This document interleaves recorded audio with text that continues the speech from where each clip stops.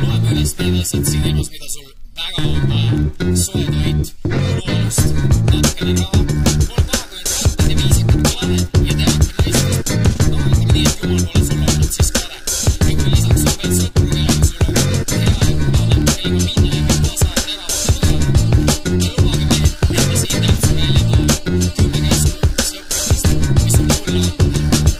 Ära sõbra käest laena, vaid küsi pigem abi, sest kui ei maksa õigel ajal, võib ka sõprus olla läbi. Kui koos läheb tööks ja ühine on äris, siis finantsid olgu selgelt, muidu usaldus ka hävib. Kui lähebki ehk tülli, ära mine isiklikuks, norid vana asja kallal, siis silm sinisemaks kipub. Ära hiljem sõpra jäta, kui tal kisub alla mäge, austa tema valikuid, kui ta vajab, paku tuge. Ära lase sõbral iial oma uhkust neelata, ära lase paluda, vaid pead ise pakkuma. Ära kunagi räägi sõbrast taga seljas sitta, ütle otse näkku või jäta ütlemata. Kui sõbral läheb seisuks, läheb seda ka sinul, kuni sõber pole läinud, ära ise kah liidu.